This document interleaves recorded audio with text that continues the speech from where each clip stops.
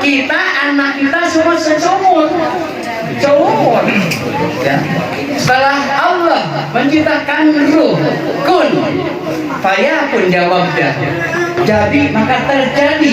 Lalu Allah bertanya kepada ruh, alastu birabbikum, bukan aku ini Tuhanmu? Lalu semua ruh menjawab, syahidnya bersaksi. Jadi ketika roh diciptakan semuanya mengenal Allah, ma'rifat kepada Allah. Lalu kemudian bagian dari sunatullah, ruh dilahirkan melalui proses ibu bapak. Itulah menjadi adanya kita.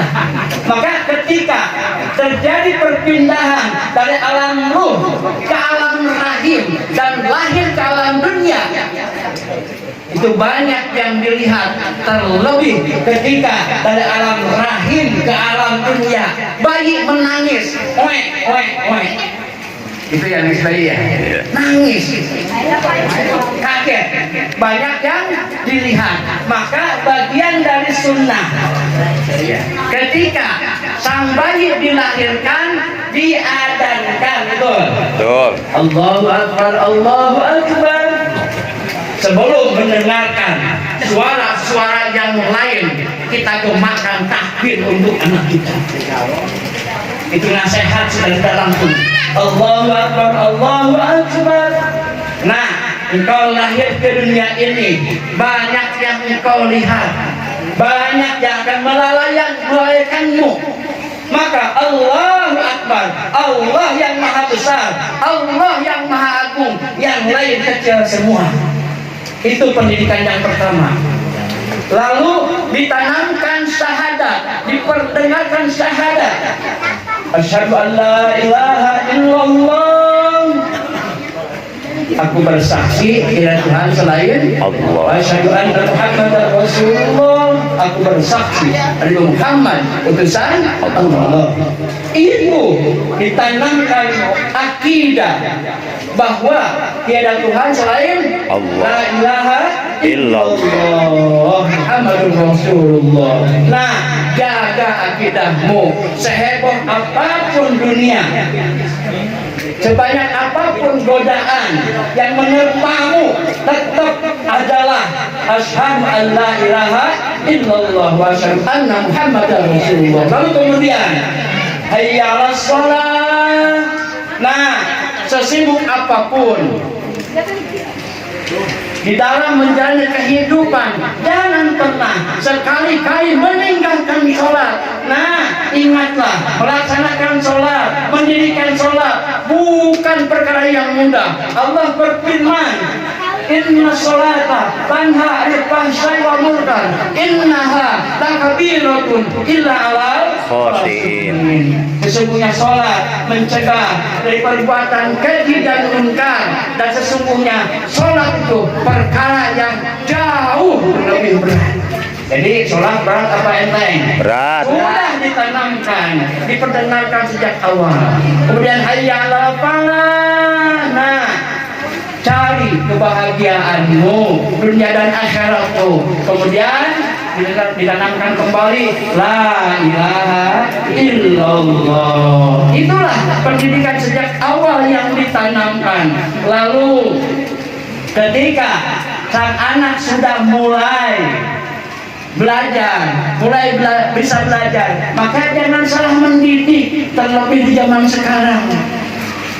Baru 2 tahun, kadang-kadang sang ibu gara-gara ketidaksabaran, ya, biar nggak rewel, umur 2 tahun kasih HP, Bu.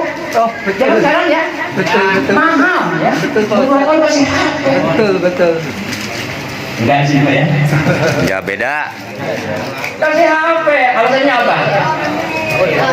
Iya, biar nggak rewel. Tapi rasakan. Ya.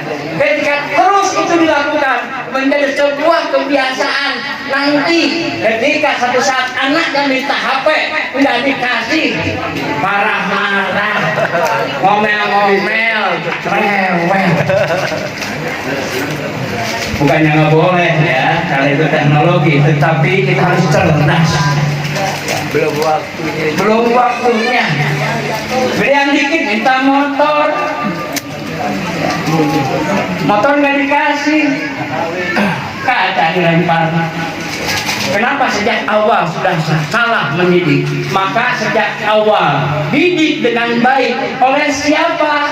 Oleh dua orang tuanya. Karena mutlak seorang anak tanggung jawab adalah bagi orang tuanya. Mutlak tanggung jawabnya. Maka didik oleh orang tuanya. Jika setelah makin besar, makin dewasa, orang tuanya kapasitas mendidiknya terbatas, maka titipkan kepada ahlinya.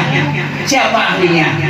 Para guru, ya, guru ngaji yang dekat dulu, yang jauh, ya. Kemudian sekolah. Ini sekarang banyakkan sekolah mau dipentingin, Bu. Bukan nggak boleh, harus sekolah yang setinggi-tingginya, tapi itu hanya pengisian otak. Kita mati nggak ditanya lulusan mana, ijazah lu mana, kagak. Harus, ya, tetapi bukan prioritas, harus seimbang. Maka isi rohani kita, isi agamanya, titipkan kepada ahlinya. Kenapa? Satu saat mungkin hanya sekolah yang dipikirkan, otak pintar, sekolah tinggi, mungkin jadi pejabat, tapi iman miskin. Rasakan sendiri nanti kalau ada resah, gelisah. Kenapa? Karena tidak tahu jalan kembali. Dan jalan kembali harus diperjuangkan oleh ibadah, dan ibadah harus dilakukan oleh ilmunya. Ya. Kemudian sekolah. Ini sekarang banyakkan sekolah mau dipentingin, Bu. Bukan nggak boleh, harus sekolah yang setinggi-tingginya, tapi itu hanya pengisian otak. Kita mati nggak ditanya lulusan mana, ijazah lu mana, kagak. Harus, ya, tetapi bukan prioritas, harus seimbang. Maka isi rohani kita, isi agamanya, titipkan kepada ahlinya. Kenapa? Satu saat mungkin hanya sekolah yang dipikirkan, otak pintar, sekolah tinggi, mungkin jadi pejabat, tapi iman miskin. Rasakan sendiri nanti kalau ada resah, gelisah. Kenapa? Karena tidak tahu jalan kembali. Dan jalan kembali harus diperjuangkan oleh ibadah, dan ibadah harus dilakukan oleh ilmunya. Ibadah harus dilakukan dengan ilmunya. Makanya Allah memerintahkan, Allah dan Rasulnya memerintahkan, thalabul ilmi faridatun ala kulli muslimin wal muslimah. Mencari ilmu itu hukumnya wajib bagi setiap orang Islam laki-laki dan orang Islam perempuan. Di sekolah didik agamanya, titipkan, ya, titipkan, Bu, titipkan ke guru ngaji, Pak Ustadz, titip anak saya, titip. Ini mah kalau ke SMP negeri daftar jam 3, jam 4 dan nongkrong sampai jam 8. Ya. Ini kadang-kadang saya bingung, yang ngaji banyak, ini siapa anak siapa ini ya? Masya Allah, titipin ini mah. Saat titip, kita bagi tugas, gitu ngomong. Ya, bagi tugas. Ya, saya tugasnya ngurusin perutnya, dan agama saya mah kurang paham. Ustadz, mikirin rohaninya. Ya saat saya nggak punya apa-apa, tolong dah, ini 2 juta gitu. Ada gitu. Malah ada. Alhamdulillah. Masya Allah. Padahal yang nanti mutlak, yang menjadi investasi ibu bapak, salah satunya anak yang soleh. Idza matatna adama in qata'a illa min salasin. Ketika anak Adam telah meninggal dunia, terputuslah seluruh amal illa min salasin, kecuali 3 perkara. Apa yang 3 perkara? Shadaqatin jariyatin, yang pertama shadaqah jariyah. Au ilmin yuntafa'u, yang kedua ilmu yang bermanfaat. Au waladin solehin yadullah, dan yang ketiga anak yang soleh yang senantiasa mendoakannya. Ketika ibu bapak telah meninggal dunia, tiba-tiba anaknya, ibu sih nggak ngajarin, nggak begitu, hanya dititipin, dan anak itu soleh, maka tetap ibu bapak mendapatkan pahala mengalir yang terus menerus, insya Allah. Maka titipkan ya. Kita sekolah sedikit tingginya, tapi jangan lupa isi ruhani kita. Hadirin rahimakumullah, di dalam ibadah itu juga harus belajar. Kita pun orang tua juga harus belajar. Jangan hanya taklid dan ikut-ikutan saja. Awwaluddini ma'rifatullah. Awal-awalnya agama harus mengenal Allah. Dan ketika mengenal Allah itu ada proses, ada mekanisme keilmuan. Maka agama mengatur arkanuddini salah satu rukun agama ada 3. Apa rukun agama yang 3? Yang pertama adalah iman. Iman dulu yang pertama. Rukun iman berapa? 6. Ilmunya disebut ilmu apa? Yang ya tauhid. Oh iya, tauhid harus belajar.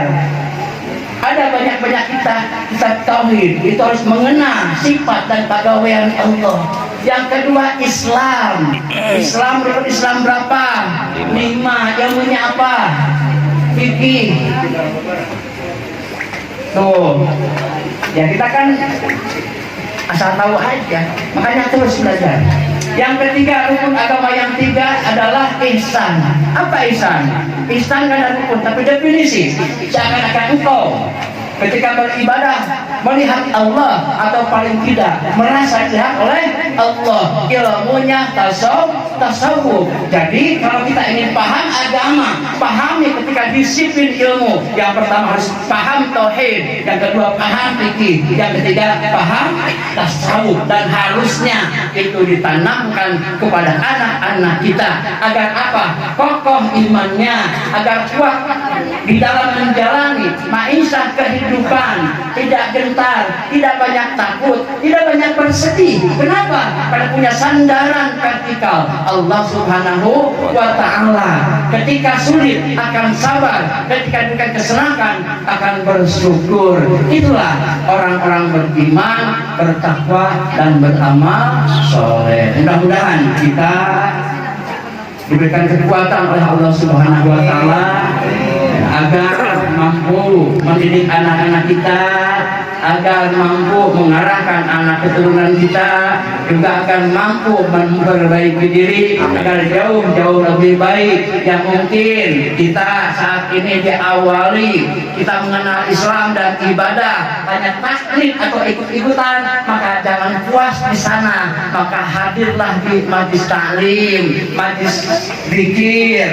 Pahamilah ketika disiplin ilmu yang tadi, yaitu ilmu fikihnya, kemudian ilmu tasawufnya dan ilmu tauhidnya. Insya Allah ketika kita mampu melaksanakan demikian, itulah kita melaksanakan Islam kafah, fadkhulu bisilmi kafah, maka masuklah ke dalam Islam dengan kafah.